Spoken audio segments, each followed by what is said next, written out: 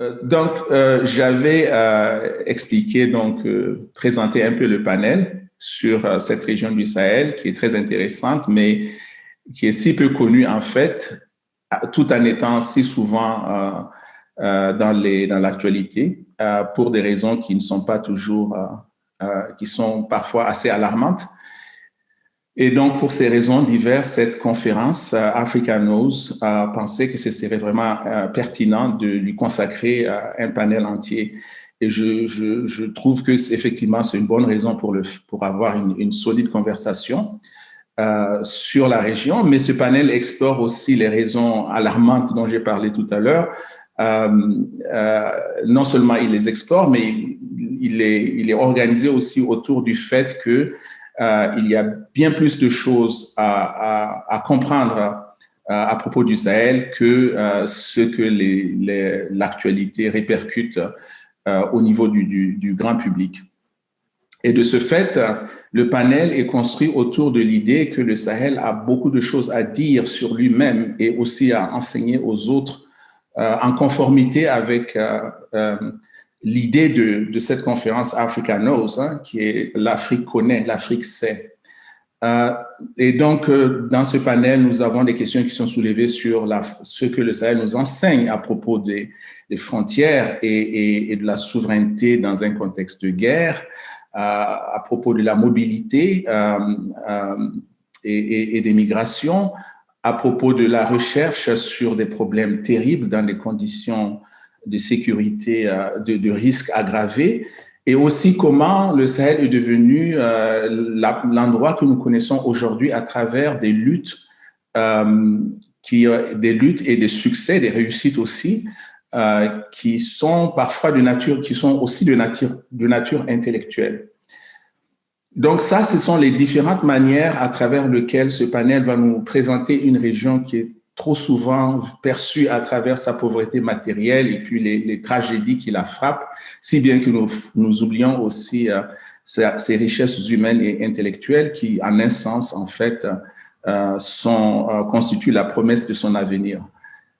Donc, nous sommes là avec un groupe intéressant de chercheurs.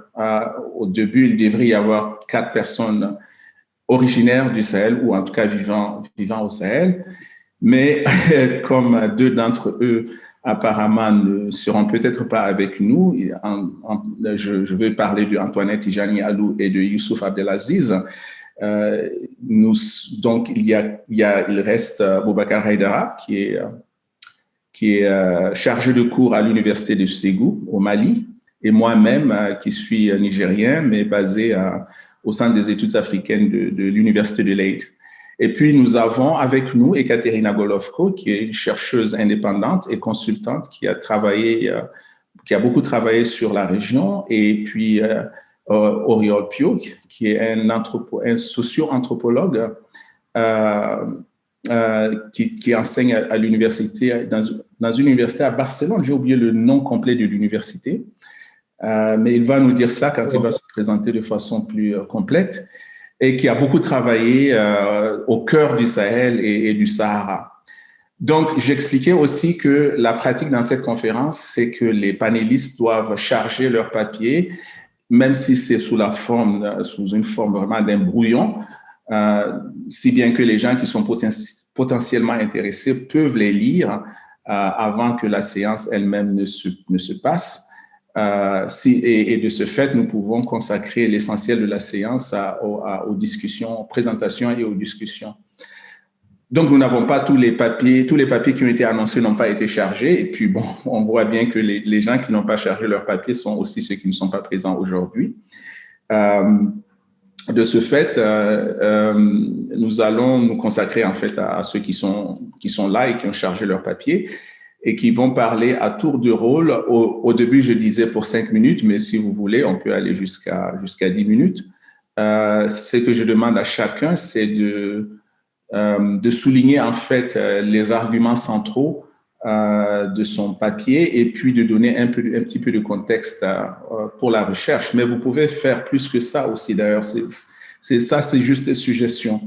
Et je proposais qu'on commence avec Ekaterina Golovko, puis qui sera suivie par Boubacar Haïdara, puis Oriol, et je finirai donc en dernière position dans cette série de présentations. Voilà, et après ça, nous allons organiser une conversation autour des questions que nous avons soulevées et autour de cette région du Sahel. All right, so I think that sums it up. I was normally after this, Ato Onoma would speak, but he's not here, so so I think we can just start with Ekaterina. Good morning, everyone. I'm very sorry that I prepared the paper in English. I could do it in French, but I went through some text and I'm not sure I can really right now translate it.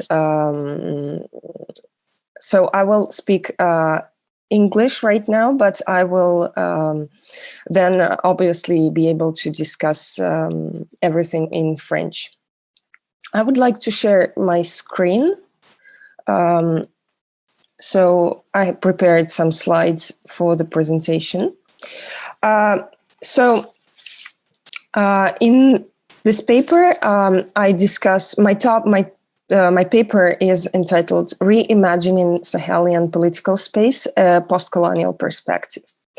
And in this paper, I look at the border management initiatives, especially in the Liptako-Gourma area, in the three border area between Mali, Niger, and Burkina Faso. And I look at border management as a practice that helps to discuss roles of international external actors on the Sahelian states. So actually, this allows to discuss how universal so-called technical knowledge can fit into specific local contexts.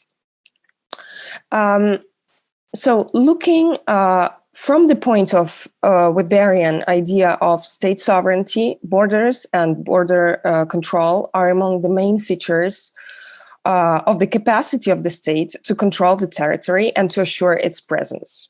And I decided for this reason to look more closely at border management as a mechanism of intervention in order to understand better how external intervention can reinforce or not, or help reinforce sovereignty in the states, in the three states I'm looking at. So first of all, maybe there is a need of introduction of what actually border management is, because it's a very technical, very specific practice used mostly known to practitioners working in the domain of migration. And border management interventions are normally framed within a larger migration governance approach and are justified by donors such as the EU, for example, as a response to growing insecurity in the Sahel and the serious impact that so-called irregular migration has had on European political environments and the incapacity of the Sahelian states to control their borders. So for this reason, a greater control over the borders and an increased capacity of state officials to control them constitutes the core task of border management. It has a containment prerogative. That means stopping transnational threats from spreading to neighboring countries and to Europe. And this explains the strong attention to border management on the part of the EU partners. Border management comprises a set of interventions that envision improving the capacities of state officials, of border officials in particular, physical infrastructures, and enhancing communication between different levels of beneficiaries. In practice, this includes activities ranging from the purchasing and sharing of material support, which can be like chairs for the border posts, to the maintenance and monitoring of physical and technological infrastructures of the border, as well as engagement and joint project implementation among a variety of border professionals, including security services, migration specialists, humanitarian actors, and officers from international organizations. In my paper, I look more in depth at capacity building in border management and at creation of border surveillance committees.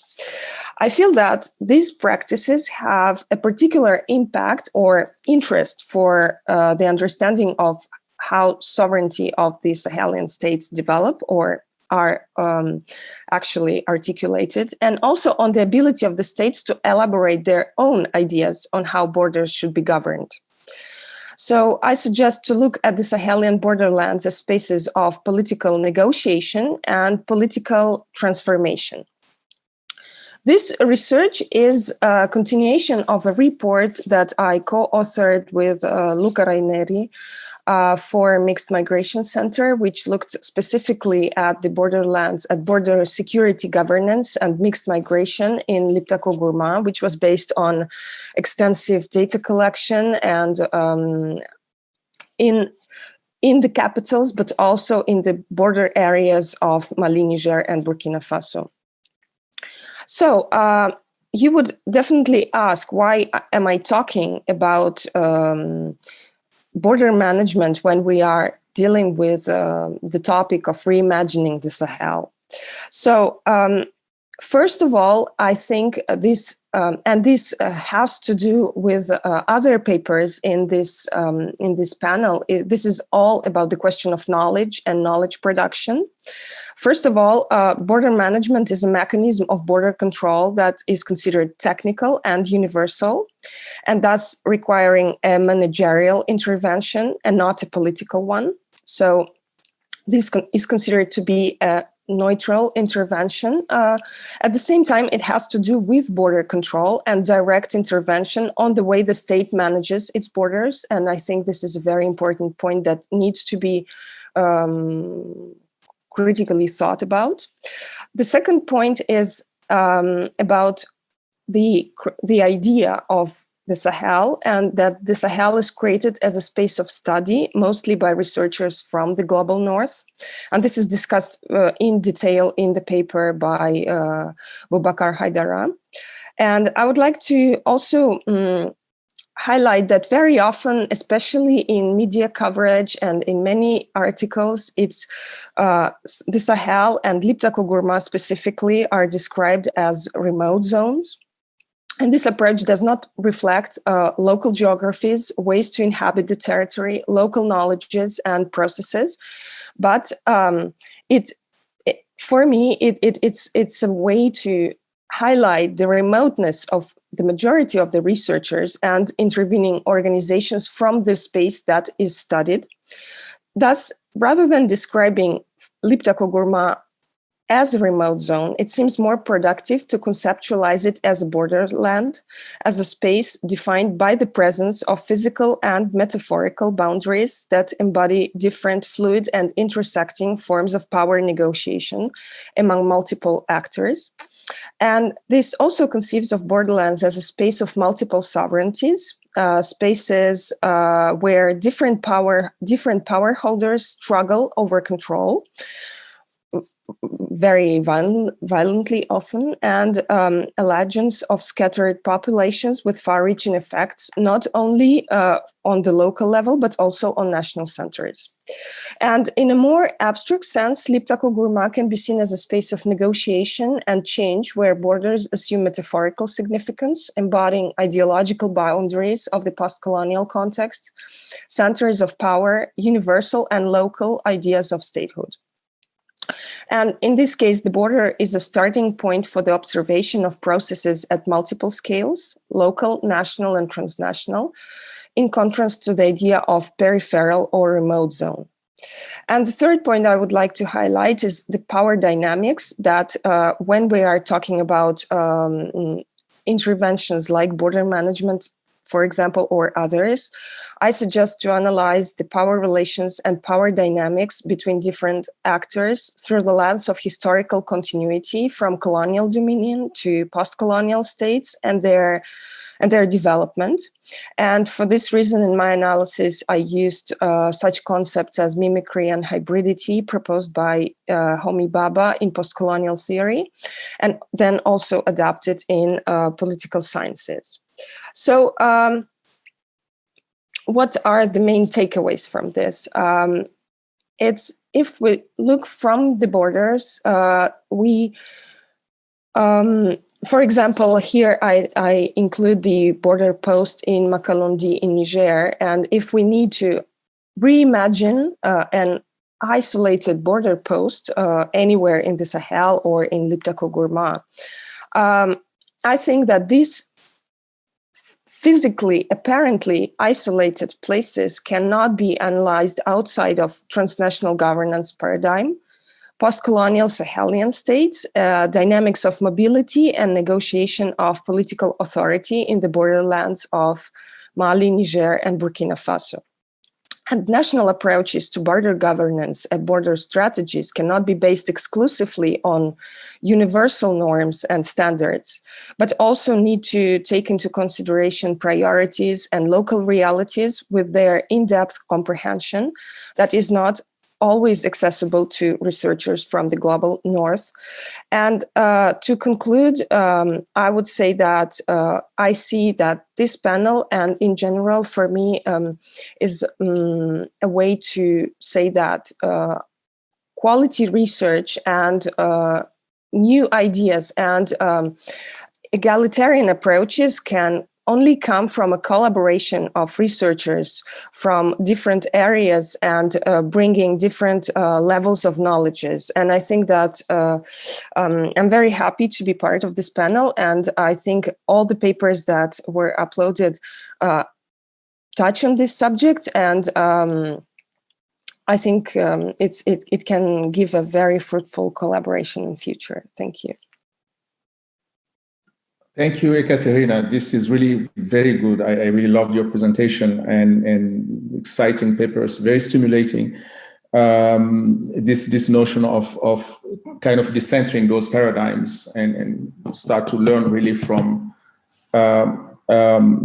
where you work instead of just coming with preconceived ideas and try to fit them in this kind of pro-Christian dead, of what you call Eurocentrism. So that's really good. And I think we'll have an interesting discussion about that. Oriol, maybe we can move to... No, it's not Oriol, Boubacar. Boubacar, je pense que c'est à votre tour. Et j'espère que vous avez un peu capté de la très intéressante présentation de Ekaterina. Oui, j'ai capté l'essentiel. Oui, ça va. Ouais. Je vous laisse la parole. D'accord. Bon, je suis désolé, j'ai pas d'image. C'est pas parce que j'ai pas affiché l'image, mais compte tenu du débit faible, je crois que le logiciel désactive la vidéo. Voilà. Déjà, vous avez remarqué que j'ai dû m'absenter quelques minutes. C'est parce que la connexion s'en était allée. Voilà. Donc, le papier que je vais vous présenter tout à l'heure, intitulé « Conflits armés et insécurité dans le Sahel ouest africain, défi pour la recherche africaniste ». Alors, pourquoi ce papier? Parce que vous l'aurez tous constaté, vous tous qui vous intéressez au Sahel, que nous sommes dans un environnement devenu aujourd'hui très difficile, voire très dangereux pour les gens qui souhaiteraient y faire des recherches. Alors, donc, cette situation sécuritaire dramatique, partagée par nombreux pays sahéliens, pose un gros défi et occasionne par la même occasion des pertes inestimables en matière de recherche scientifique. Alors, ces pertes, par quoi se traduisent-elles? Elles se traduisent par, premièrement, une réduction drastique de la quantité de production scientifique. Elles se traduisent aussi par des productions scientifiques qui sont faites, mais qui sont faites en dehors du terrain. C'est-à-dire que des chercheurs, certains continuent à faire de la recherche malgré tout, mais les résultats ont été obtenus sans un accès au terrain ou encore des données qui ont été récoltées par des sources secondaires par exemple des habitants des zones étudiées, mais des sources qui peuvent manquer du savoir-faire scientifique ou encore même de la déontologie qui sied dans tout travail de recherche scientifique. Bon, ces facteurs d'abandon du terrain sont dus à la dangerosité même du terrain, je viens de l'évoquer. Donc, on aura tendance à parler tantôt de terrain difficile, de terrain à risque, de terrain sensible ou même de terrain dangereux. Toutes ces expressions pourraient désigner le fait pour le chercheur de mener des enquêtes dans des contextes de conflits armés, dans des contextes post-conflits, dans des contextes de révolution, dans des contextes de conflits communautaires, toute situation dans laquelle le chercheur pourrait mettre sa vie en danger, mais pas uniquement sa propre vie, mais aussi la vie de ses contacts et de ses informateurs. Voilà, pour essayer d'expliquer un peu ce que nous entendons par terrain difficile et par terrain dangereux. Alors, le Sahel, il est grand, mais j'essaie de circonscrire ma présentation dans le cas du Mali, un cas qui est aussi d'ailleurs partagé par de nombreux autres pays, dans la mesure où les dynamiques sociopolitiques et sécuritaires actuelles sont assez similaires. Alors, la recherche scientifique au Mali, pendant longtemps, elle a été l'apanage des chercheurs et des institutions du Nord. Entendez le Nord comme étant voilà, l'Occident. Les chercheurs occidentaux ont été les plus nombreux sur le terrain malien. Et d'ailleurs, chacun remarquera que ceux qui sont très souvent présentés comme des spécialistes du Mali sont généralement des Occidentaux. Il n'y a qu'à regarder les chaînes de télévision. Voilà. Donc, une grande partie, je précise, des chercheurs qui font d'excellent travail sur le Mali. Donc, une grande partie de ces chercheurs, et à juste titre d'ailleurs, a déserté le terrain pour cause d'insécurité. Donc, la conséquence, elle est que voilà, on ne fait plus de recherche sur des sujets, sur des facteurs qui sont même à la base de l'insécurité. Je ne sais pas si je me fais comprendre. Alors, on ne fait pas de recherche à cause de l'insécurité, mais les facteurs qui sont la source de sécurité méritent qu'on fasse de la recherche pour essayer de comprendre comment est-ce que nous en sommes arrivés là, et aussi en tant que chercheurs, voilà, impliqués dans les problèmes qui touchent nos sociétés et essayer d'apporter nos contributions en disant ou en essayant d'expliquer ce qu'il lui aurait fallu faire ou ce qu'il voudrait faire. Voilà. Donc, les chercheurs ne viennent plus sur le terrain. Et aussi, j'ajoute à cela le fait que des programmes de recherche qui étaient jusque-là menés par des institutions de recherche maliens, je pense à l'Institut des sciences humaines, par exemple, je pense aussi au musée qui, à travers certains chercheurs, mènent des recherches dans le domaine de l'archéologie. Beaucoup de ces programmes de recherche qui étaient financés par des institutions occidentales ont été suspendus pour cause d'insécurité. Alors que là, les recherches étaient faites soit en collaboration, soit financées par les institutions occidentales, mais menées par des chercheurs maliens. Et nombreux parmi ces programmes ont été suspendus pour raison d'insécurité. Voilà. Alors, j'essaie d'expliquer comment dire les conséquences de l'insécurité sur la recherche scientifique pour que chacun comprenne où est-ce que je veux en venir. C'est aussi le cas de nombreux jeunes chercheurs qui souhaitent faire des thèses ou des post-docs sur des sujets qui sont liés à la sécurité, mais qui se voient opposer un refus de financement de leur recherche, encore là pour des raisons sécuritaires invoquées. Bon, mon propre cas, il est certes anecdotique, mais je pense qu'il est riche d'enseignements. Il permet de voir aussi dans quelle mesure beaucoup de jeunes chercheurs sont confrontés à ces cas-là. Voilà, quand je souhaitais m'inscrire en thèse, j'étais à l'université Paris 4 Sorbonne. J'avais opté pour un sujet de thèse qui était l'expansion de l'islamisme dans la bande sahélo-saharienne de l'Afrique. Alors, c'était en 2011 et nous n'avions pas ce que nous avons aujourd'hui. Mais des éléments permettaient déjà de savoir ce qui était en train de se tramer dans le Sahel. Et depuis là, voilà, avec mon directeur de thèse, on a voulu que je travaille sur ça. Alors, l'école doctorale a refusé mon projet de recherche en disant qu'il fallait que je fasse un projet de recherche qui explique clairement que je n'allais pas sillonner le Sahel, qui est une zone dangereuse, et que l'université n'allait pas se porter garant. Vous voyez où est-ce qu'on en est? Donc, j'ai été obligé donc d'infléchir ma thèse pour pouvoir m'inscrire. Et chose aussi qui m'a poussé aussi à quitter cette université pour aller dans une autre, en l'occurrence à Sciences Po Bordeaux, où j'ai fait ma thèse. C'est une anecdote, mais je vous dis à quel point il est illustratif de ce qui frappe de nombreux jeunes chercheurs. Voilà. Donc, alors, la situation, elle est celle-là.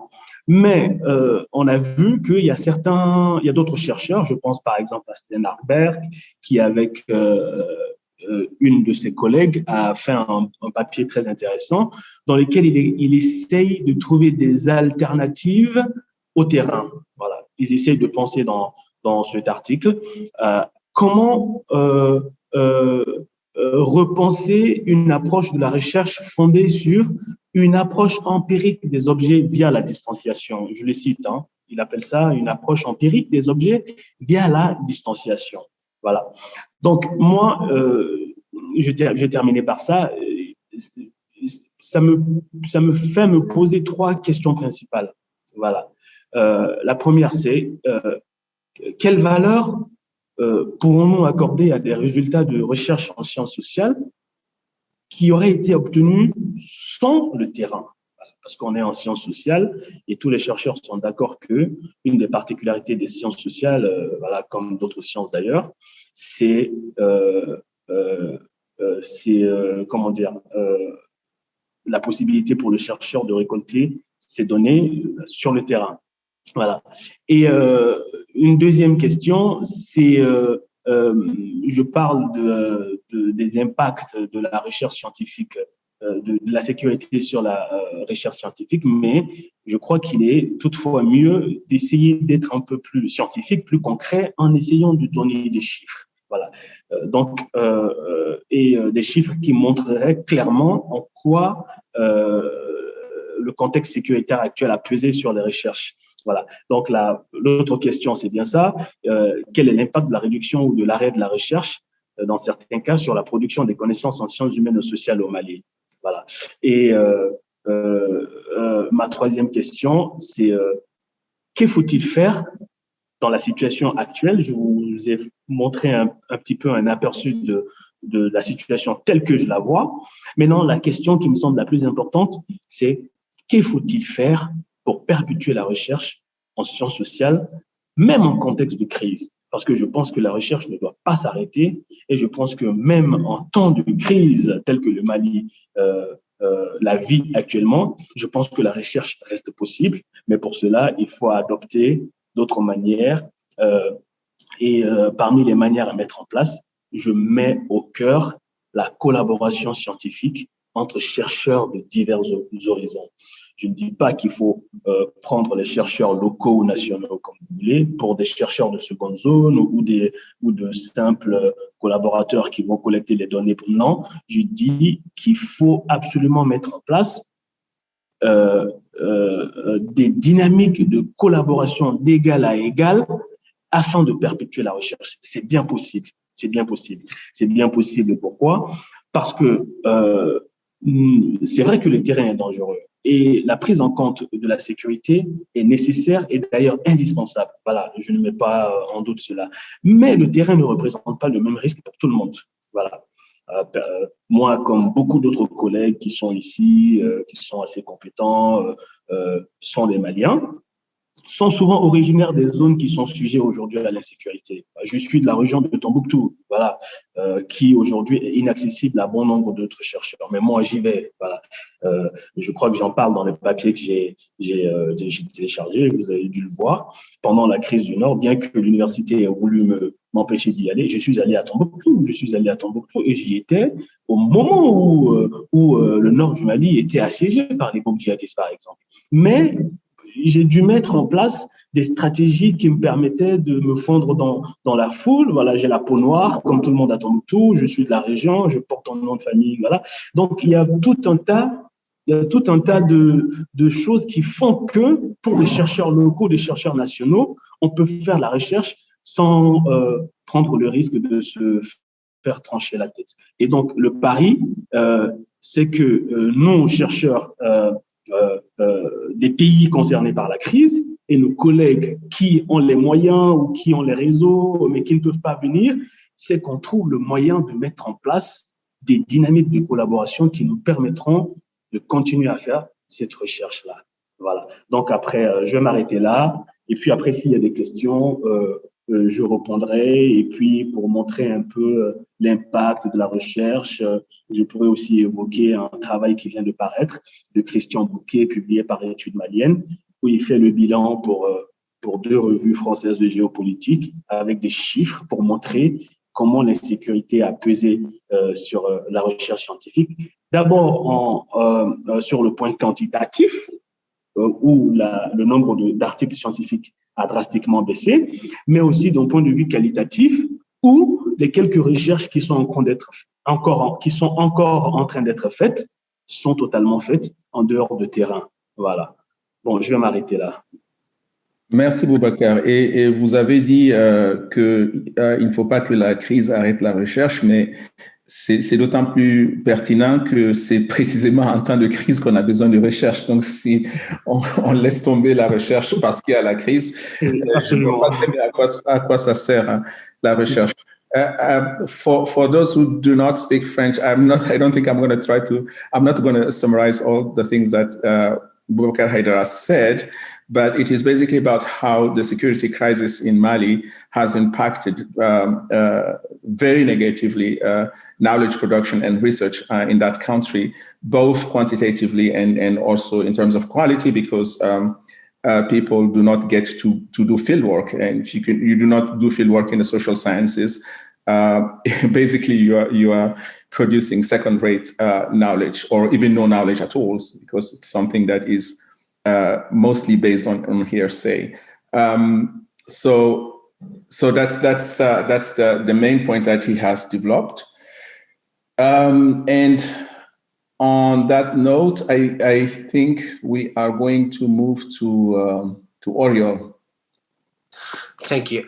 So, well, first of all, thank you for organizing this panel, because I think that it's very, very, very interesting. It's a way to share our how to say ethical questions and some internal debates that we are always trying to face ourselves. So I think that the two presentations, the two last presentations were really, really interesting, and thank you for that. In my case, I'm going to present a research about climate change. The title is "Climate Change and Livelihoods in the Sahel: Revisiting Nexus and Focusing on endogenous knowledge." Even if I have to say that I am a migration researcher, actually I'm more specialized on migration issues than on climate change. But now I am currently working in a H2020 project called Cascades, about climate change and adaptation issues in the Sahel area. So you ask us to be brief, so I would try to be brief in my presentation have time to discuss after that. So in my paper, I make a quick revisit on the complex nexus between climate change, impact, food security, conflict, and lately migration. So I try to highlight some misconceptions about climate change impacts in the Sahel, trying to deconstruct the most common discourse about the area. So I try also to point out human mobility as an adaptation strategy in the area, as a migration expert, as I said.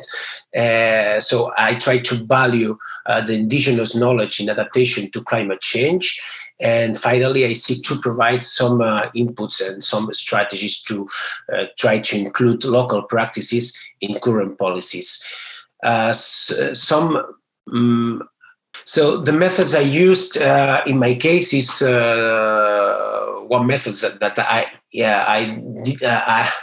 I didn't know that it does exist, actually. That is desktop research, because I usually work or I usually made field work. So, but in any case, I would like to add what Boubacar Haidara said about the security problems in Mali.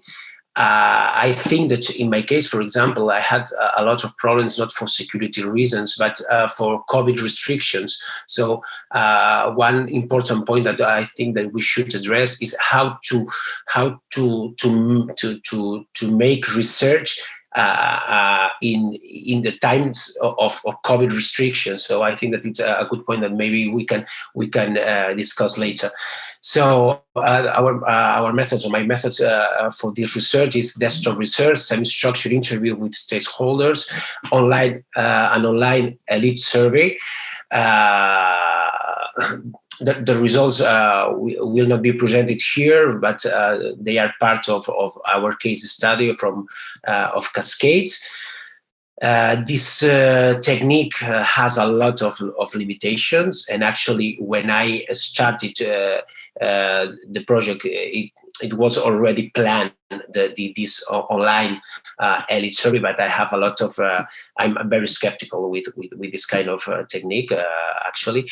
So it has a lot of limitations in scope and sample size, and this is basically due to COVID restriction, not only security issues, but rather COVID restrictions. In my case, that I'm from Spain, it's a country that it has been very touched by COVID in this sense. So here I have to say that.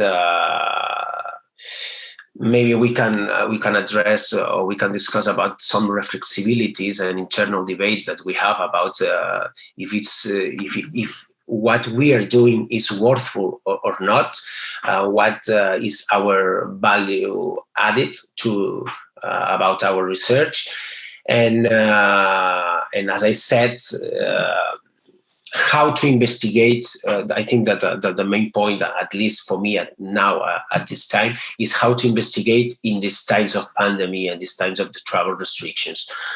So some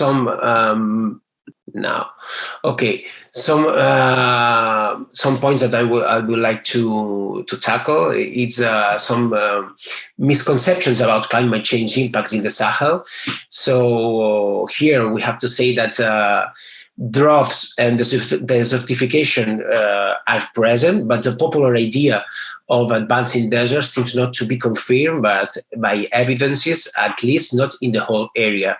So there is an important academic debate about the Sahara desert expansion, or rather increasing regreening, due to different factors. Meteorological ones are related to the return of precipitations, but also anthropogenic due to agricultural intensification measures measures and others.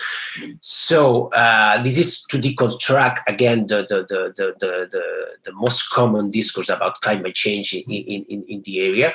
So future climate predictions are not conclusive and differ depending on climate models, periods, and geographical zones. So the only academic consensus is about rainfall variability, space and time, more extreme events such as droughts, but also flooding, and rising temperatures more faster than the global average.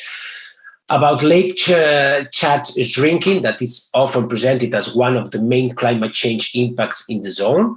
Conversely, academic studies show that groundwater of the lake, which accounts for over 80% of the basin, truly rising. That means that the basin contracted significantly due to the drought in the 70s and 80s, but today the surface water storage is stable. So I think that it's another misconception about climate change in the area. Another point is the human mobility as an adaptation strategy in the area.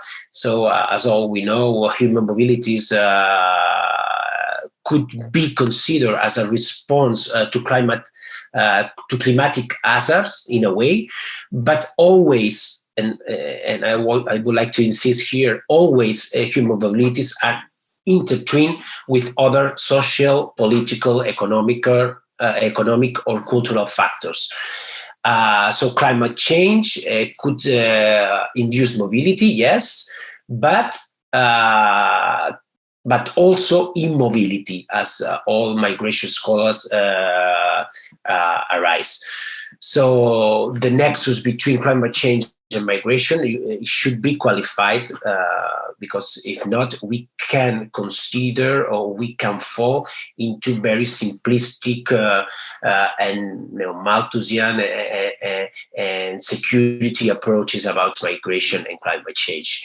So in the Sahel, human displacements are mainly, as all we know, for sure, are mainly inter-regional. So there is here an incoherence in European policies trying to hinder migration flows to Europe, but affecting at the same time internal mobilities with more controls on borders, and as Ekaterina arose, all border management in the area. Another point that I would like to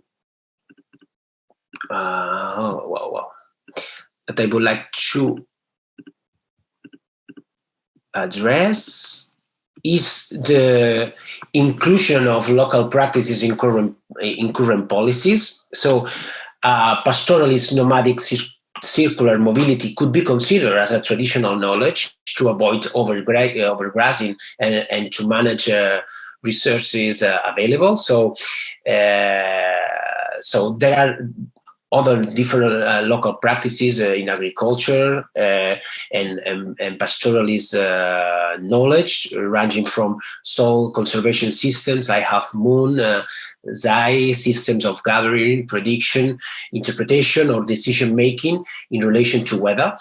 And regarding pastoralist practices, the use of emergency fodder in times of drought, multi-species composition of herds, cooling of weak livestock for food during droughts, and so on, some others. So at this regard, we should assume that local knowledge contribute to adaptation and mitigation at the same time, and in this sense, we should promote this traditional knowledge in complementarity to modern globalized scientific knowledge. One example could be climate smart agriculture, but we can discuss about it also later if you want. In order to be more efficient and to fight climate change impacts. So some conclusions. So some conclusions about it are desertification is a fact, but also there is a regreening in the Sahel. So human mobility is a local coping strategy, not only through environmental factors, but also as an economic diversification plan. Local expertise has gained recognition, but needs not to be only formal, but rather real promotion of this local expertise. And the most conventional science, we should accept. The most conventional science continues to address possible solutions from exogenous approaches instead of bottom-up approaches. So this is a fact that we should face too. And finally, it is not only about promotion of social justice, but is a way to be more effective and efficient, trying to promote this local knowledge and traditional knowledge to face climate change impacts. So, j'arrête là et après, on peut continuer en français. Peut-être je me sens plus à l'aise en fait. Merci Auriol. Je ne sais pas comment on dit merci en catalan, mais... Oui, c'est le même. Les catalans, les français, ça ressemble beaucoup. C'est merci aussi. Ah oui, d'accord. Bah, dis donc. Ah oui, d'accord, je comprends maintenant. Merci pour cette excellente présentation. The importance of traditional knowledge, really good that you stressed that. Actually, when you mentioned the problem of COVID research, I meant to add that to the comment that I made after Boubacar's talk, but it slipped my mind at the last minute. So I'm glad you brought it up, because it's not just security now. We are also in this prison of the pandemic that is just stifling everything, including research. So I'm gonna be really brief, because I think we have now gone over an hour, and we really want to discuss our papers. I actually have at least one.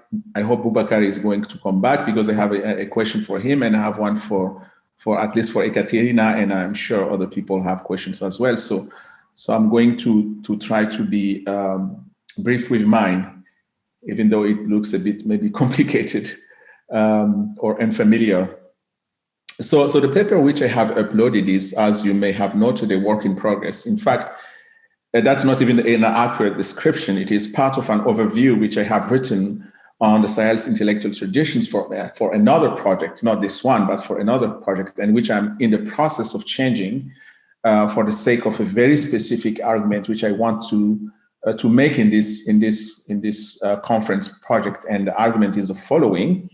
The Sahel is a site of intellectual battles, and those intellectual battles have immediate translations into or reflect social and political shifts and dilemma. To have an immediate translation into something and to reflect are not at all the same thing, by the way. It is, let us say, the difference between the Marxist view that we think when we do and fight, and Hegelian conception that the act of thinking comes after the event. My take is that both these positions are true and aren't mutually exclusive. Unfortunately, I didn't get to the point where I could actually develop that argument when I felt the need that I needed to upload my paper, because time was fleeting and the panel date was just nearing. So I had to upload the paper as such. So what we have there is just a query for the argument. And I would like now to sort of outline that argument by relying on information that you got from the query. The argument is that battles, especially intellectual ones, do not necessarily result in victory and defeat. They aren't necessarily about that either or outcome. Rather, they shape new conditions of intellectual production that may be defined, as I have argued in the paper, in terms of fracture and synthesis, at least in the case of Sahel. Maybe you can imagine other way of defining such outcomes, but in the case of Sahel, I emphasize fracture and synthesis, and I will come to that later on. That is so because intellectual battles are a result of encounters that happen at many different levels for a society, They are not obviously physical battles or even political battles where things like victory and defeat are the kind of outcomes one would expect. So the point from which I'm starting is the peculiarity of the Sahel in West Africa, hence fracture and synthesis. And that peculiarity stems first from the region's deeper history, which is the history of a region that is a bridge between North and West Africa, between, therefore, the world of Islam, let's say, and civilizations of sub-Saharan Africa. It is at the same time a crossroads and a battleground. Of course, it's people meet at crossroads. They meet and they trade goods, they trade values, but they also trade blows. That's what I try to show by discussing the two traditions of the griot and the marabout in the text, how they diverge, and yet how at some levels they are also entwined, actuating in that way the synthesis of the crossroads and the fracture of the battleground. The second dramatization of these concepts come with the colonial encounter, which brought into the Sahel the ways of modern Europe, such as this Hobbesian. I would call it a Hobbesian more than a Weberian state that Ekaterina was talking about, but seeded into this terrain that was already shaped by these dynamics of fracture and synthesis. In the text, I kind of introduced some figures who are eminent representatives of these two tendencies, but really we can apply this frame of fracture and synthesis to most Sahelian intellectualism today as a way to understand the positionality which inspires specific intellectuals, be they writers, movie makers, poets and artists, or religious and political thinkers. By way of a simple definition, I'm coming to that, I would say that fracture is a positionality that sees this meeting ground nature of the Sahel as essentially defined by conflict and loss, whereas synthesis accepts it as a challenge for any kind of growth. I cannot give obvious individual examples of these two positionalities in a very short talk because I cannot assume that people know a whole lot of Sahelian literature or cinema or culture, but a general example would be the current jihadist crisis in the region, which is clearly a translation. I was talking about this kind of translation of intellectual battles into the real world. So it is clearly a translation in the world of physical strife of an intellectual battle, a battle between, on the one hand, religious Islamic intellectuals who have interpreted a colonial encounter primarily in terms of a conflict between Islam and Christianity in this case, and loss of Islamic authenticity corroded by Western secularism. And on the other hand, intellectuals, some secular, other religious, who want to see it as an occasion, this colonial encounter as an occasion to appropriate aspects of African, Islamic, and Western cultures into something new that would be properly Sahelian. I mean, reflecting this meeting ground nature of the region. So I think I will. This is this kind of argument that I want to do, and I wish that in the conversation that we have, I will have some kind of feedback that will also help me into honing this argument that I'm building. And I will stop here, hoping that this has been tantalizing or perhaps grating enough for a good conversation. So that's mine. Boubacar, est-ce que vous avez entendu ce que je disais? Je vous entends. Oui, c'est bon maintenant, c'est bon. Je veux dire, est-ce que vous avez entendu la communication? Oui, ça va. J'essaie de redoubler l'effort. Vous avez à peu près saisi, capté? Si, j'ai à peu près saisi, oui, tout à fait. Oui. D'accord. Okay. So I would like now to kind of get us to discuss what we have said. Oriol, by the way, if you look at the chat panel, there's a message from Tonditz about a book that may be of interest to you. So I have already answered. Yeah. Oh, okay. The reference, but thank you so much. All right. Actually, it's really interesting. You did respond. Okay, so I don't know. I don't know how we go about doing this. By the way, maybe people from the audience can start, and then we can follow up with our own questions if they have questions. I think there is Melina, Yaneke, Elvire, And Ton, of course, if you have questions, Marike. Okay, maybe I will start. That would kind of open up the conversation. The one remark that I have, especially for Ekaterina, is I was trying to understand this position of knowledge that we have in the Sahel, and especially regarding the state.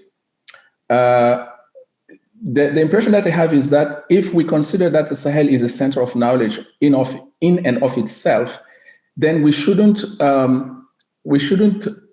think necessarily that the Weberian or Hobbesian state is an imposition from a kind of Eurocentric construct, but a form of knowledge that is appropriated by certain actors in the Sahel, and that is for them a kind of valid knowledge. That came to my mind immediately when you started your paper with this conversation with the police. I think it's the immigration police at the border in Burkina, where they're saying that no, there is no other authority than the state. And I think this is a kind of understanding that they want to push about the state because of the stakes that are, there are always issues of power related to issues of knowledge.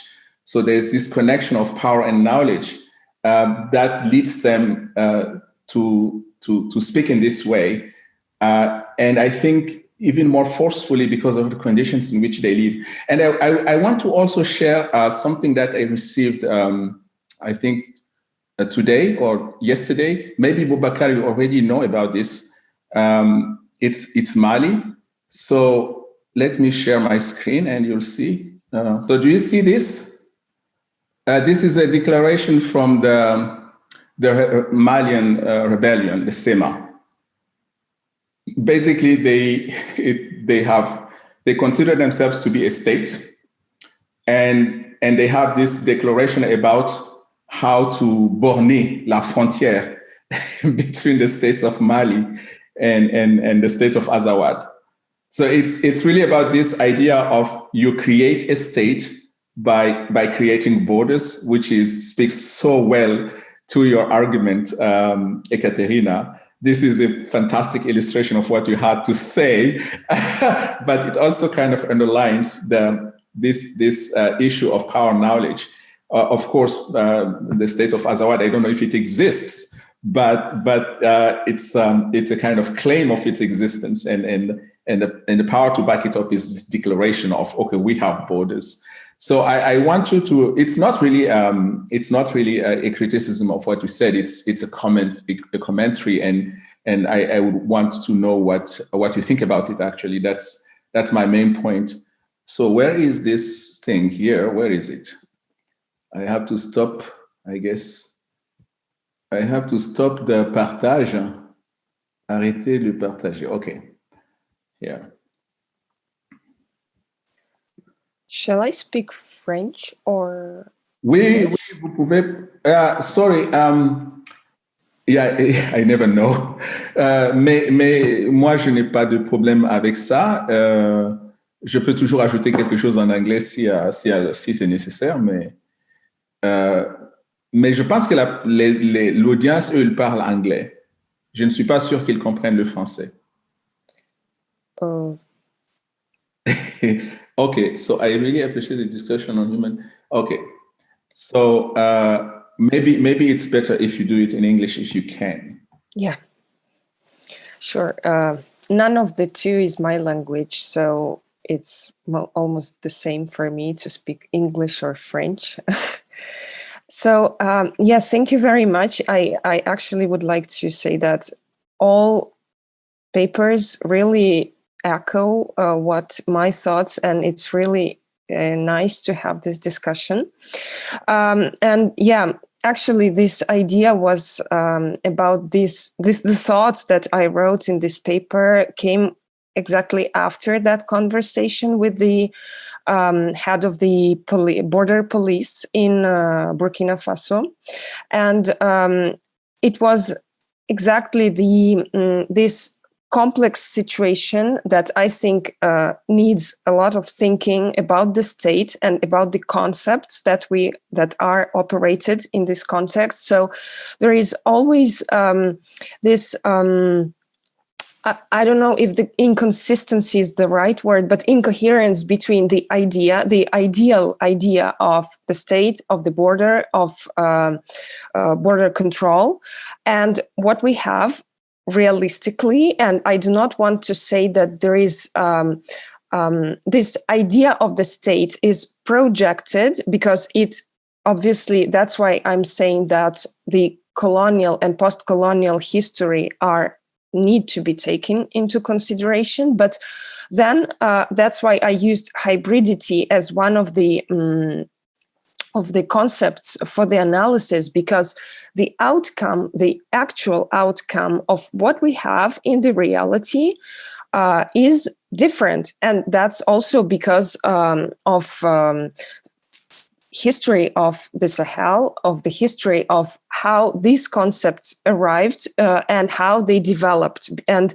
this is clearly also the idea of development in general has to do with that, because obviously if we apply a specific idea developed in a different geographical zone, we will not have the same outcome.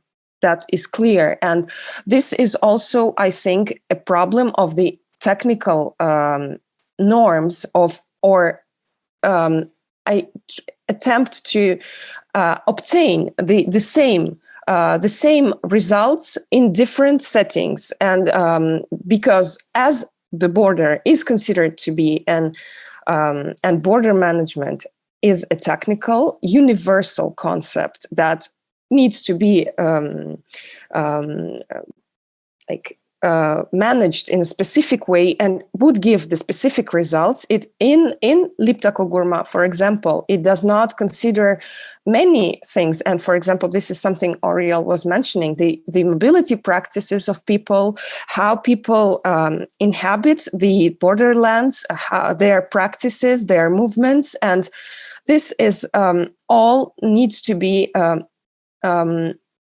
rethought, because if we just use the ideal concept of the state or the border, and then we look at what we have actually in on the ground, we have a big difference. But this difference does not mean that it does not work. It just works in a different way. And this is why I'm saying that local geographies, local knowledges, and local ways to inhabit the borders and the borderlands needs to be taken into consideration. So this is what also the power dynamics, because of the donors and their incredible funding abilities, the Sahelian states obviously does not have such a big say in the negotiation of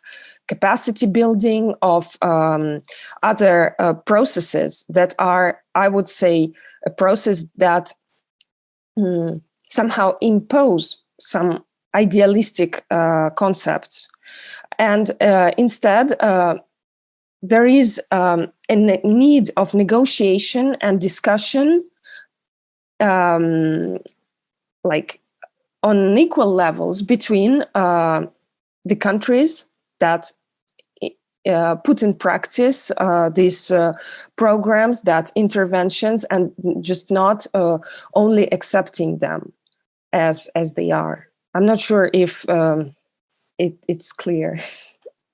It is clear. I'm not going to make this a back and forth between you and I. But my point was that maybe there are actually actors in those places who feel that this aid from Europe is not an imposition, but something that is in line with what they also want, and especially state actors, because they live in this world where their interest is to create this state power.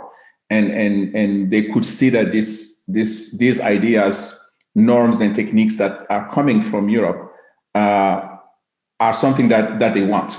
Maybe other actors don't want them, But this is something that they want, and then that would actually create conflicts, because if they come with these ideas, and the situation on the ground is such as you describe it, where there is more need for negotiation and things like that, then it becomes very, very problematic. So it's not just a fault of the Europeans, even though the Europeans maybe are aggravating the issue, but it's also some people on the ground have this attitude. Anyway, so I completely understand the point that you're making. I think it's a very good point. I don't want to monopolize the conversation, and I see that Monique has a question it's about food security. I don't know who the question is addressed to, actually. I really appreciate the discussion. The question is addressed. Okay, so it's but I don't understand the question. And I don't understand the question because it assumes that there is a link between protectionism as a constraint to mobility in favor. I don't know if Monique can develop a little bit the question, because I don't understand, because probably she didn't understand well what I explained, because it's not... Monique, can you maybe, I see that she has a lot of noise around her, according to Ton. So I don't know who can explain better this question of Monique. Hello. I think you can hear the noise behind me. Yes. I can hardly hear what people are saying, so that's my problem.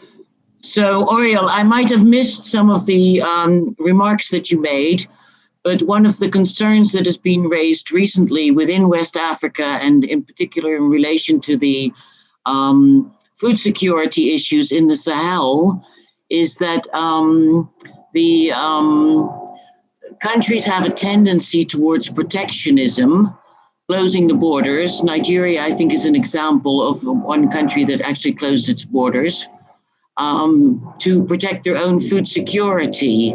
So I have two questions. One is actually how do you counteract, let's say, this trend, this tendency to think of closing borders as being a solution to your own food security problems, thereby denying what you mentioned as being mobility. And the second part of my question is that, according to what I know as an ex-policy advisor for the Ministry of Foreign Affairs in the Netherlands, is that there should be some pressure from ECOWAS and maybe also from UMOA to, let's say, to keep the borders open because of certain protocols that have been adopted by both of these regional communities. Thank you. I'll mute myself again because the sound is terrible.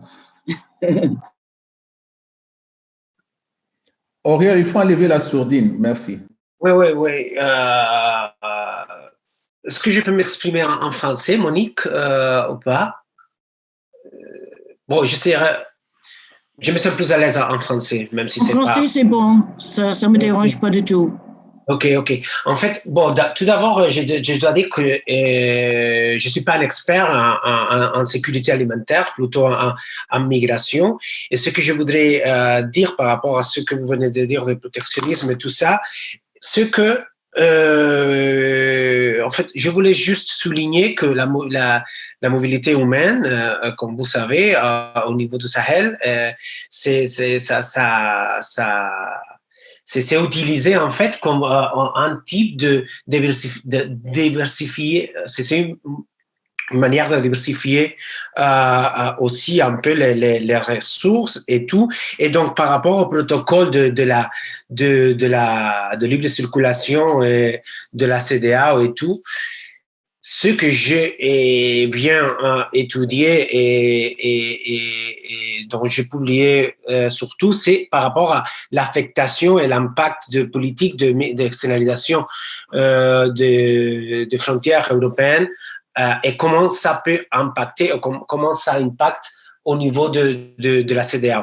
C'est-à-dire, je ne pense pas que fermer les frontières avec ces protectionnismes dont vous parlez, ça peut être une manière d'assurer la sécurité alimentaire de population au niveau national, pas du tout, surtout au niveau, parce que pour ce que je sais, les frontières, vraiment, ce sont très, très poreuses et il y a beaucoup de mobilité aussi comme conséquence de conflits présents au niveau de la zone de l'Ikta-Kokoulma, mais pas seulement.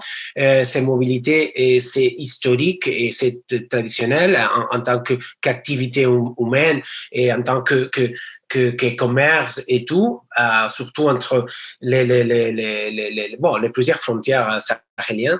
Donc, je ne pense pas du tout que ça pourrait être une bonne réponse ou une bonne manière d'assurer la sécurité alimentaire au niveau national pour ce que vous venez pour la stratégie du Nigeria dont vous parlez.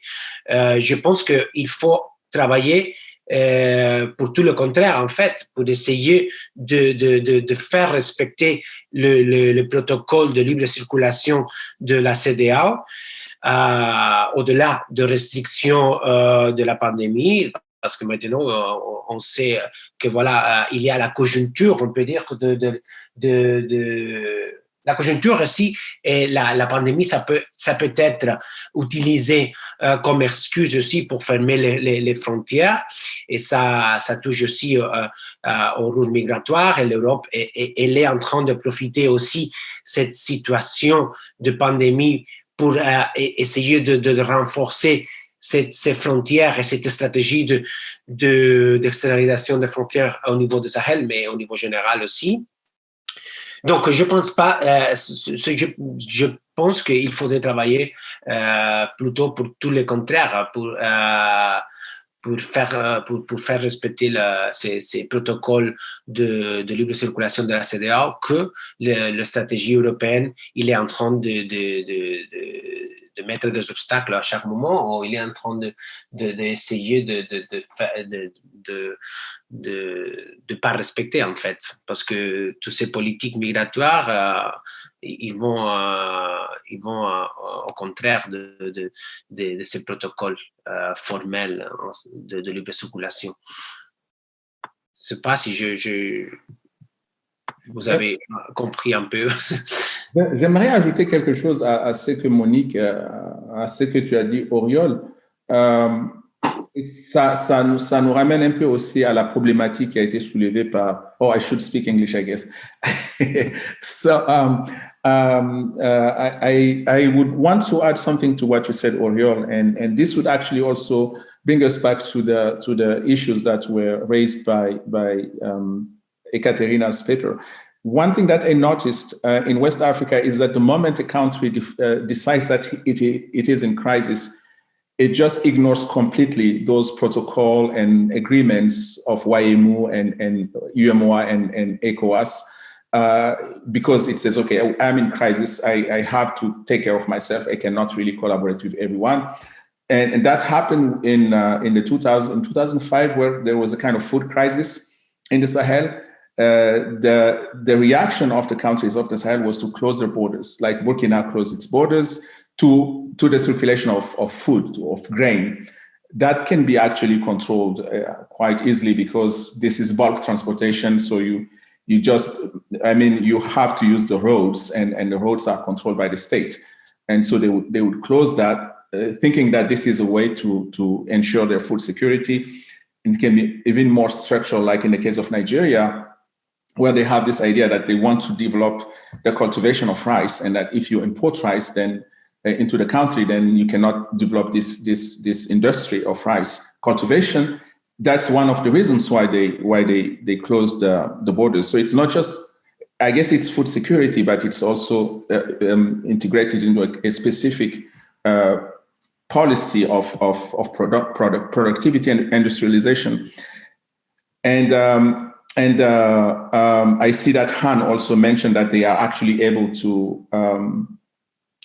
to prevent an easy mobility of cattle, and that also contributes not just mobility of people, it's also mobility of cattle. So this is a serious issue that points still to the importance of conceptions of the state, conceptions of borders, of border control. And as I said, it's not just imposition from Europe, it's also actors in the ground who have specific ideas on how to run the countries and the societies that is creating this. Europe is worsening the thing, obviously, with this externalization of border and this fight against migration. But there are also people in our countries who think in terms of border, in terms of control, in terms of and you kind of see results like this. I mean, in the EU, you do have something in that of that kind with the border controls that are being imposed in the context of the COVID-19 pandemic. So that's the moment you define yourself as being in crisis. There is this tendency to just kind of, the repli sur soi happens. Again, this is just a commentary. Can I add something about what you said? Yeah, no, just 2 points. Of course, I agree with you that there are national actors or Sahelian actors that they use this externalization of European borders or this European interest. Because it is a Sahelian interest too. That's for sure. There is. It's not my discourse, but again, we should address from where the funds are coming.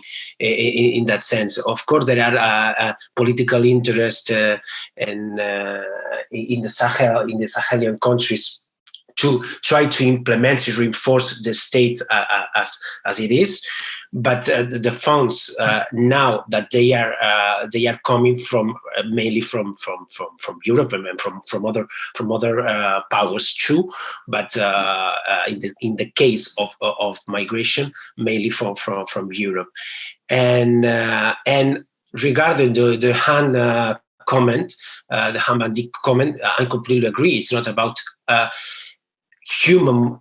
I mean, I would qualify this comment because human mobility, la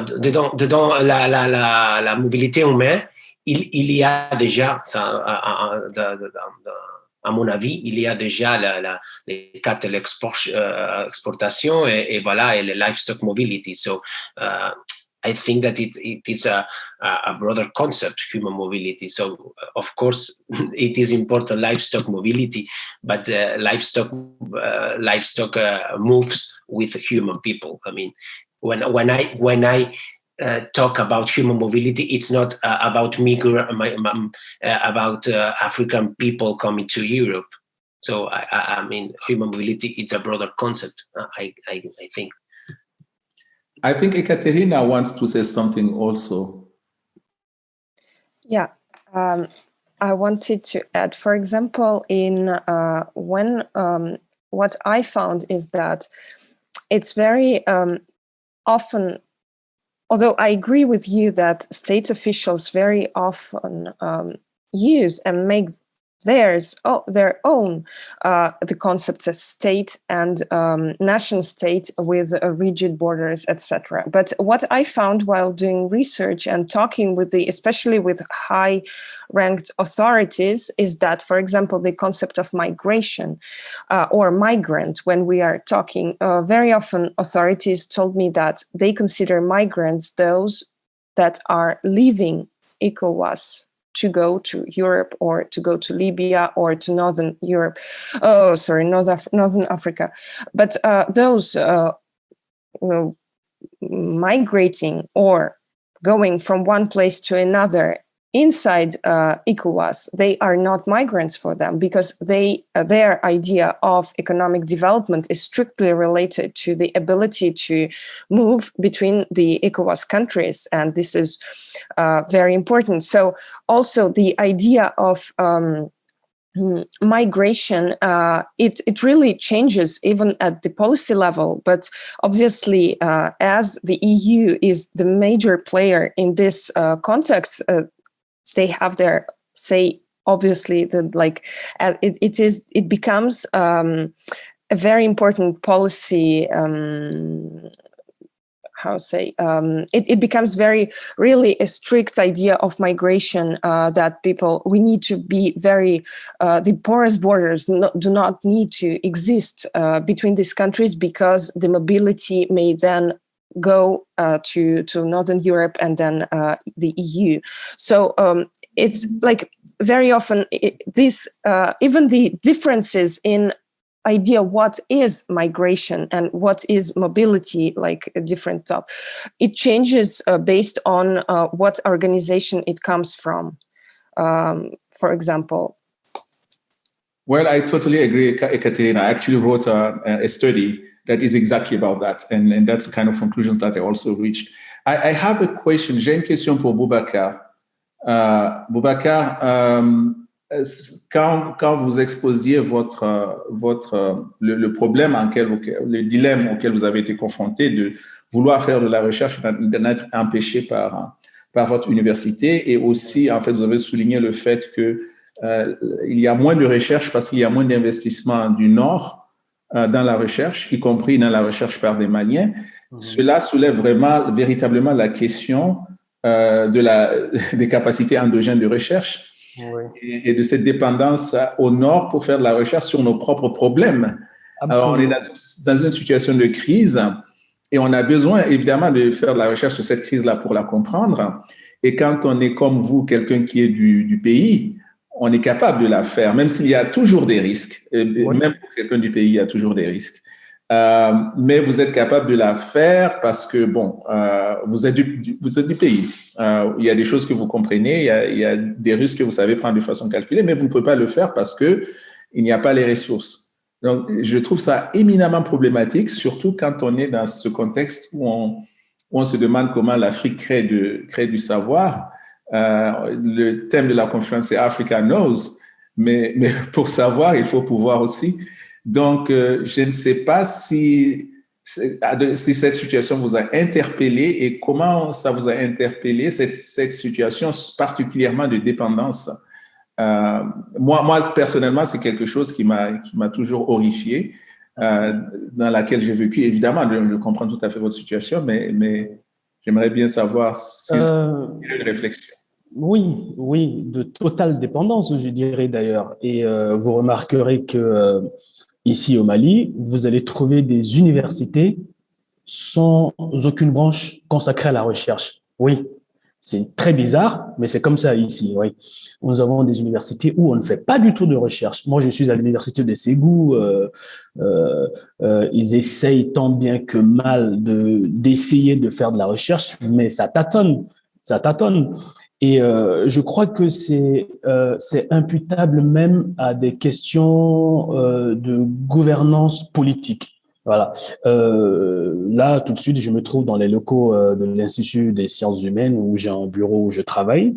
Je discute avec le directeur de recherche qui lui, le directeur de l'Institut, qui m'explique comment ils sont impactés par le manque de ressources financières leur permettant de faire la recherche. Tout à l'heure, j'ai évoqué cette institution pour expliquer un peu les impacts de la crise et il m'expliquait aussi comment cette crise sécuritaire a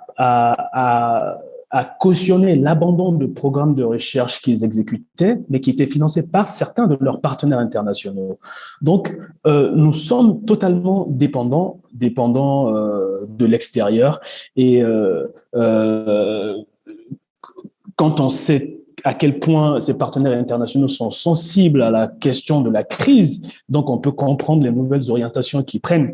Bon, je précise, les pays n'adoptent pas forcément la même stratégie face à l'attitude à adopter en contexte de crise. Et je ne sais pas si dans le monde anglo-saxon, ils ont la même posture que, par exemple, en France, je ne sais pas. Mais bon, je m'exprime aussi en prenant en compte le côté plus français, plus francophone. Voilà, quand on sait les rapports que nous entretenons avec les institutions de ce pays-là. Voilà, vous avez vu, hein, vous voyez très bien les cartes qui font du Sahel, des cartes colorées en jaune, en rouge. Le Mali va presque basculer dans le rouge totalement. Voilà. Il n'y a qu'une toute petite portion du pays, la zone extrême sud de Bamako et ses environs, qui est aujourd'hui en zone orange. Voilà. Quand on sait très bien ce que veut dire rouge, rouge veut dire n'y allez pas. Voilà. Et ces institutions de recherche ne procèdent qu'en prenant en compte les considérations et les conseils qui leur sont délivrés par leur ministère des Affaires étrangères. Donc, c'est très problématique pour ces pays sahéliens et particulièrement pour le Mali qui n'a pas du tout de politique de recherche.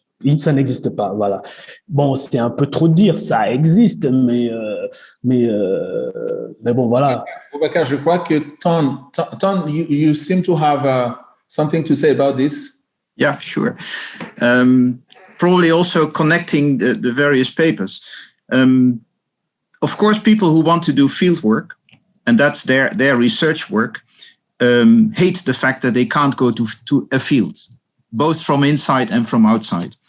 But I doubt if there are not ways beyond that. And there are researchers who are now making use of a lot of social media research. And particularly if you work in the intelligence services, like many of the military intelligence services, they make use of the big data that are gathered through WhatsApp, through the Twitter, through the Facebook, and so many others. And a lot of research work can be based on that. And to make that shift to the first paper of Ekaterina, in East Africa, there is a huge research effort around truck drivers. So they have made researchers and monitors have made truck drivers co-researchers. And then truck drivers are meant to report everything that happens on the road, particularly in terms of corruption and border troubles, etc. In the research that Monique at some point was guiding from the Ministry of Foreign Affairs, there was this idea that also truck drivers in West Africa could play such a role. And I'm not sure if that ever happened. But I think that if you see what is possible through social media research and making people like truck drivers co-researchers of your projects, then you don't need to go to the field yourself. You can simply make use of the modern technologies to do research beyond yourself. And I think Mirjam de Bruin from the African Studies Center and from Leiden, she has done that quite extensively, doing research behind the war lines in Mali to communicate to her research assistants back home, so to say, back to the Netherlands, and then make sense of that type of information. And I'm wondering what the various speakers think about this. Yeah, so what do you think? Because especially for socio-anthropologists, the feel of the field is so primordial that I would let them give their opinion. Maybe Oriol, you have something to say about this? Yeah, no, actually, I was wondering that, it could be a possibility. There is a technique that I never use, this kind of analysis from social media. Actually, my background is journalism, so I have something to I know something about social media and so on. No, not so much, but I mean, I think that it could be interesting that this kind of analysis. I think that there is a part of social anthropology that it is from that it is focused on this big data knowledge and analysis and so on. It is not my expertise, but it could be interesting. I was wondering also that in that sense, truck drivers kind of ethnography from social media, no, as you propose. It is interesting, but probably it could be interesting to do it from a point of view of migrants as well. I know that there is some researchers about this ethnography, for example, Florence Boyer, il a fait de she had done a kind of ethnography of travel, no, from Niger to Ivory Coast and so on. But the question is it the only possibility we have in the future? We have to rethink ethnography or to reconfigure a bit the ethnography to focus on social media instead of try to carry out our ethnographies in a physical way. I mean, it's a question that I wonder myself, because in my point of view, I feel and I love and I like to be part of the field. I mean, or to be part. I mean, or to do field work, as I understood in the past. But there are a lot of questions that arise also with the question that I arose before about what is going to happen in the future with COVID restrictions, pandemic, travel. I mean, in my case, I think that it's really interesting what Boubacar has said and wrote in his paper about security issues and the impossibility to go to the field. But in my case, for example, it was not the security issues; it was that the travel restrictions due to COVID.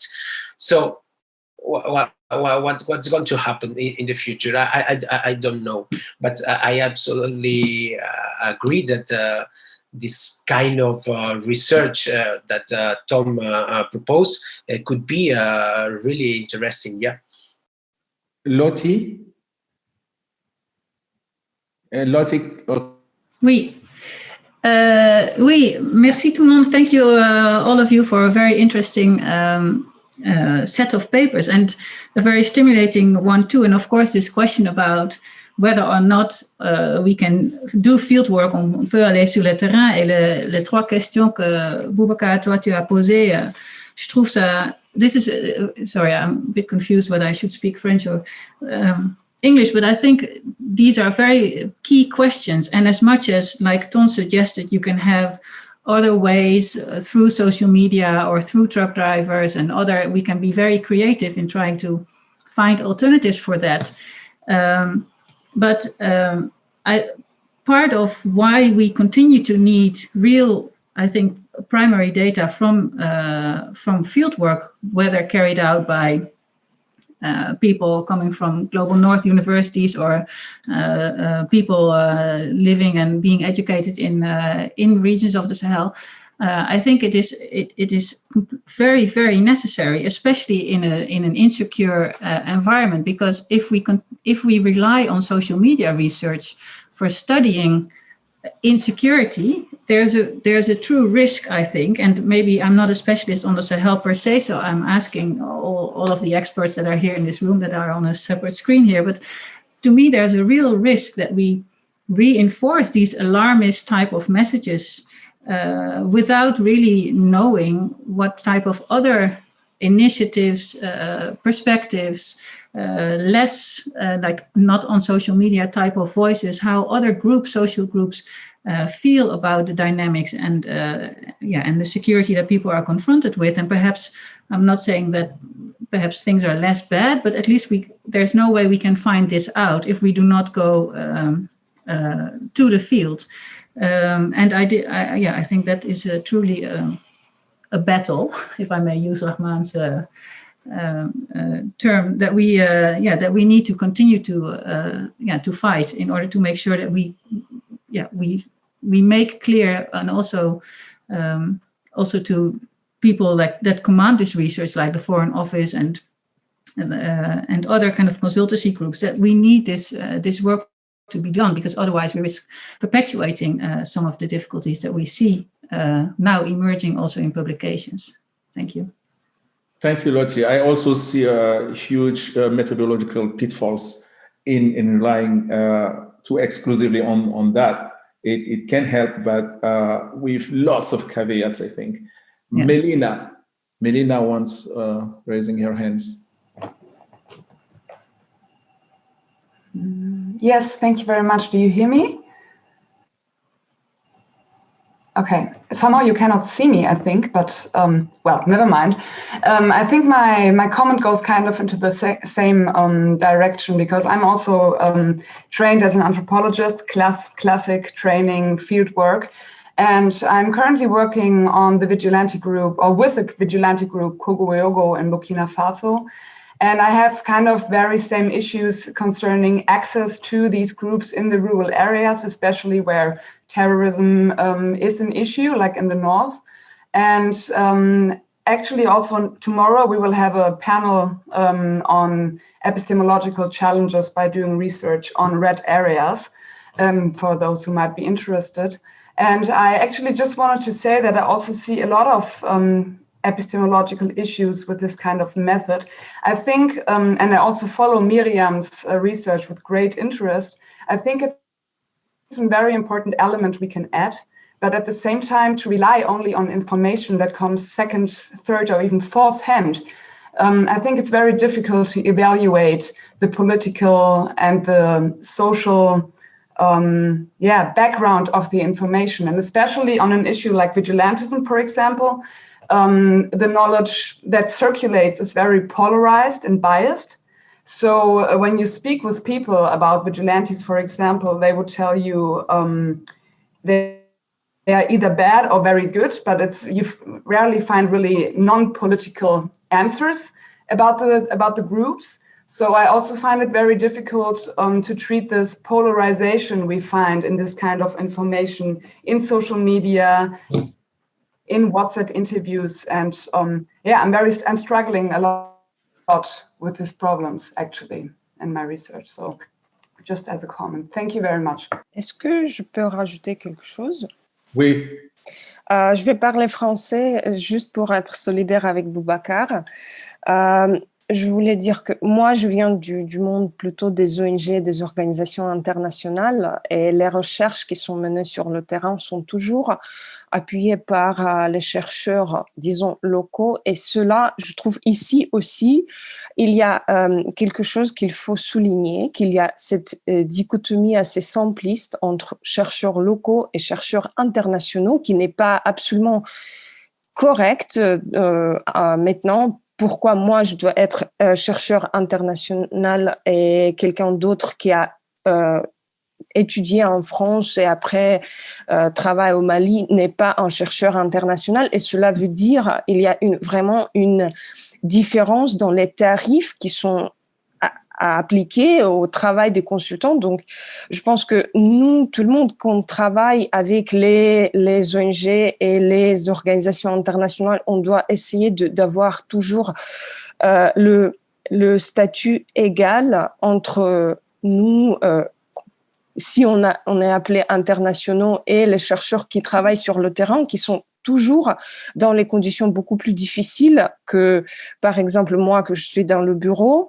Et donc, c'est très important et c'est quelque chose, c'est pour ça que je trouvais le papier de Boubacar vraiment très important, parce que surtout les ONG utilisent les données qui viennent du terrain. Par exemple, moi, je travaille dans le domaine de la migration. Cela veut dire qu'on ne peut pas travailler sans les informations qui viennent des migrants eux-mêmes sur les routes, et même les programmes de protection sont toujours basé sur ce que les migrants disent, aussi les chauffeurs de bus ou bien des autres acteurs dans les gares des bus, etc. Donc, c'était juste pour dire que je trouve vraiment le papier de Boubacar très, très important, pas seulement pour le domaine de recherche académique, mais aussi pour la recherche qui est menée dans les ONG, par les ONG. Merci. Merci, Ekaterina. Et je pense... sorry, I'm reading. Je suis en train de lire le chat because on doit rendre l'antenne là. On est à midi. Mais je veux voir s'il n'y a pas d'autres questions. Presently, there is a bloody conflict in the Anglophone regions of Cameroon, thereby making it a difficult area for research. Apart from intermittent internet disconnection in the area, locally produced and disseminated knowledge about field realities are often overlooked and truth tellers treated as traitors. What role can a conference like this one play in that case? Wow, vous avez vu la question, Boubacar, quel est le rôle que notre discussion là d'intellectuels peut jouer dans le contexte très violent, par exemple, comme celui qui a lieu dans les régions anglophones du Cameroun et qui sont devenues une région aussi difficile pour la recherche à cause du conflit qui s'y déroule. Si bien, non, je ne suis pas en train, vous n'êtes pas obligé de, je ne vous ai pas interpellé, mais je crois que c'est votre travail qui lui a donné cette idée-là. Et donc, oui, mais je veux bien je veux bien intervenir 2 minutes. Hein. D'accord. Voilà, et en même temps rebondir sur la question qui avait été posée sur le rôle des médias sociaux dans la compréhension des crises. Alors, ça peut être une éventualité, mais dans le contexte malien, ça devient très difficile, voire impossible, dans un pays avec une société ayant une configuration sociopolitique très complexe, et aussi dans un pays très axé sur les réseaux sociaux qui sont devenus un outil de désinformation. Voilà. Je ne sais pas si vous suivez l'actualité malienne, mais les réseaux sociaux sont aujourd'hui devenus des outils de désinformation plutôt que des outils d'information. Alors, si on doit se limiter aux réseaux sociaux, ça risque d'être un peu compliqué, mais c'est une éventualité à prendre en compte. Et puis, le rôle des chercheurs, c'est d'essayer de comprendre comment les crises se sont formées. Quand vous prenez le centre du Mali aujourd'hui avec la crise intercommunautaire qui voit les Peuls se faire tuer par les autres, moi, je pense qu'il y a là un problème de représentation qui s'est formé, un problème de représentation qui fait croire aux Dogons, par exemple, que les Peuls sont des djihadistes. Alors, on le dit en géopolitique, que les représentations sont plus fortes que la réalité. Les populations du centre du Mali opèrent selon les représentations qu'elles ont, c'est-à-dire un Peul, c'est un djihadiste. Donc nous, chercheurs, c'est d'essayer d'expliquer comment ces représentations se sont formées. Donc on est obligé de revenir un peu en arrière pour voir comment les événements successifs se sont produits pour donner aujourd'hui cette représentation qui fait du Peul un djihadiste. Tant qu'on n'a pas compris ça, on ne peut pas proposer des solutions de sortie de crise. Donc, les chercheurs, je pense, qui peuvent intervenir sur ce point-là. Je m'arrête là. OK, merci. Joanne, I think there is a type of research, social engagement and political engagement type of research that is very little developed in sub-Saharan Africa, and that is really key for researchers and scholars to be useful in the type of tragedy that is happening in a place like Cameroon, but also in other parts of Africa. We don't have that. I have been, but this is my feeling. This is my opinion. I had the impression that scholars in Africa really kind of live in a kind of ivory tower most of the time, the university system. And as Boubacar said, also, they're not really supported by a research policy, kind of endogenous research policy that could help them being more productive than they are. But there are a specific way of doing research, political engagement, social engagement, that are completely important and critical for knowledge production to deal with this kind of issue. Unfortunately, not very developed in Africa. I'm not sure that this conference is doing that. It is partly the object, of course, knowledge produced from Africa, but not objective of the conference, but definitely is something to think about. I don't know if there is a.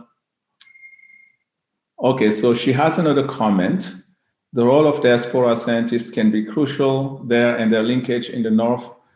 E.g., look at the current debate about recent elections in Uganda, where the server of critical Uganda NGO researchers monitoring the election results is based in Amsterdam to avoid interference by Museveni. Okay, that's a whole other subject. And very much outside of the Sahel. But as I said, something to think about. I think we have to rendre l'antenne, comme on dit, hein, parce qu'on a dépassé un peu de 5 minutes notre temps. Je ne sais pas s'il y a des conséquences techniques pour ça, mais comme je ne suis pas très au courant, je préfère agir par la prudence. Et puis, je vais finir par le français quand même. Moi aussi, je vais être solidaire avec Boubacar. Donc, on va s'arrêter là. Tous mes remerciements pour tous les panélistes qui ont choisi d'être présents ici. Donc, c'est vraiment, vous avez vraiment choisi d'être là et donc on est vraiment reconnaissant pour vous. Et puis, merci aussi à Ton et Marieke pour avoir organisé la conférence. Et évidemment, on remercie d'avance Joanne Informi pour son aide et son assistance pour la suite des opérations. Je pense qu'on va vous tenir au courant de ce qui va se passer par la suite, parce qu'on va peut-être essayer de publier quand même des choses à partir de ce qui a été dit aujourd'hui. Et puis voilà, donc je vous souhaite une bonne journée là où vous êtes, et puis j'espère à bientôt.